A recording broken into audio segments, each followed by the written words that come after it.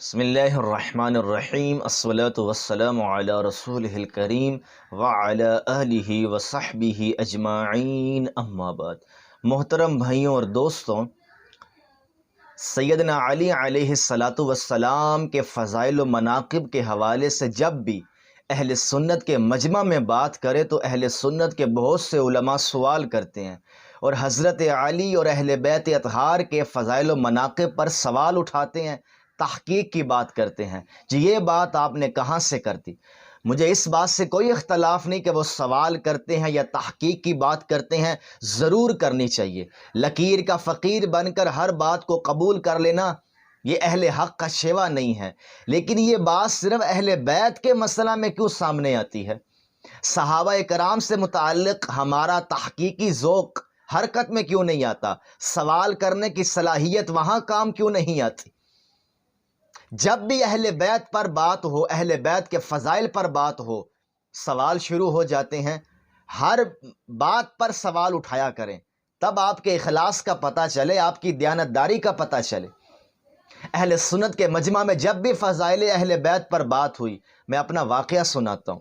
مسجد میں بیٹھا تھا، ایک شخص نے آ کر مجھ سے سوال کیا کہ آقا علیہ السلام نے فرمایا علی کی میرے ساتھ وہی نسبت ہے جو موسیٰ کی ہارون کے ساتھ تھی۔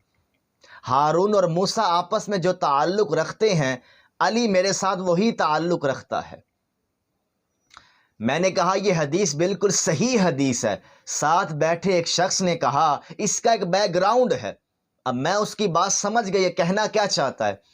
تبوک کے موقع پر آقا علیہ السلام مولا علی کو مدینہ چھوڑ کر گئے۔ مولا علی کو یہ چاہت تھی کہ آپ مجھے ساتھ لے کر جاتے۔ مولا علی اداس ہو گئے۔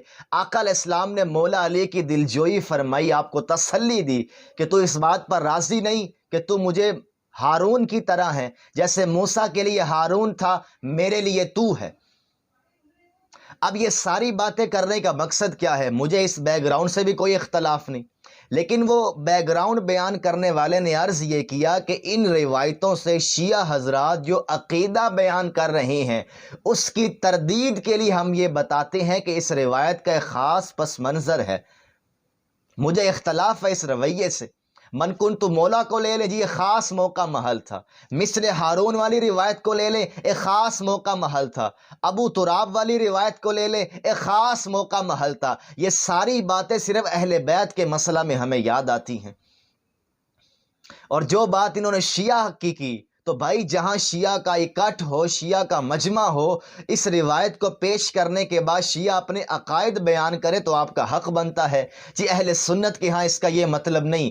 محفل اہل سنت کی ہے، مجمع اہل سنت کا ہے، اور وہاں کوئی یہ عقیدہ بیان بھی نہیں کر رہا جو شیعہ کرتے ہیں، تو پھر آپ کا کیا تک بنتا ہے کہ آپ اس قسم کی بات کریں؟ پھر بغض نہیں تو اور کیا ہے؟ سیدنا ابوبکر الصدیق کو آقا علیہ السلام نے اپنے مصلی پہ کھڑا کیا، وہاں ہمیں کبھی بیک گراؤنڈ نظر نہیں آیا، کبھی ہم لوگوں نے سوال نہیں اٹھایا۔ اما عائشہ سے میرے حبیب نے محبت کا اظہار کیا، وہاں کبھی ہمیں موقع محل یاد نہیں آیا۔ پھر ہر روایت پر تحقیق شروع، جو کرتے ہیں میری ان سے کوئی بات نہیں، جو نہیں کرتے سارا دن اہل بیت اطہار کے فضائل پر سوال اٹھانا ہے اور اہل سنت کے مجمع میں اٹھانا ہے۔ مجھے یہ دکھ ہے۔ شیعہ حضرات کا مجمع ہو، وہاں آپ بیان کریں کہ من کنت مولا کا ہرگز یہ مطلب نہیں، آپ بیان کریں مثل ہارون کا ہرگز یہ مطلب نہیں جو شیعہ لیتے ہیں، آپ اس کی تردید کریں۔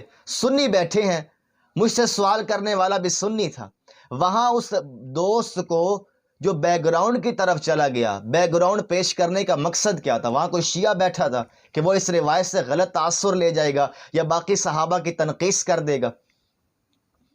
یہ بغض نہیں تو اور کیا ہے؟ تو خدارہ ان ناصریوں سے پرہیز کریں اور اہل بیت کے معاملے میں شکوک و شبہات سے بالا تر ہو کر خاندان نبوت کا احترام کریں، خاندان نبوت کی عزت کریں۔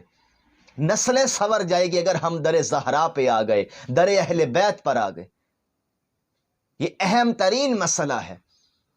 اگر تحقیق کا ذوق ہے، سوالات کا شوق ہے تو بے شک اون کرے، ہم نے کبھی نہیں روکا، لیکن سارا کا سارا آپ کا علم، آپ کا ذوق ایک ہی طرف جا کر جھکتا ہے، پھر سوال کا انداز بھی بتا دیتا ہے کہ ہتک کر رہا ہے۔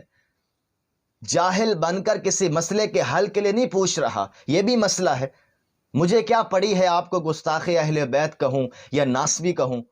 مجھے کیا پڑی ہے؟ مجھے کوئی دانے نہیں دے رہا۔ لیکن آپ لوگوں کے رویے ایسے ہی ہیں، آپ نے کبھی صحابہ پر سوال نہیں اٹھایا۔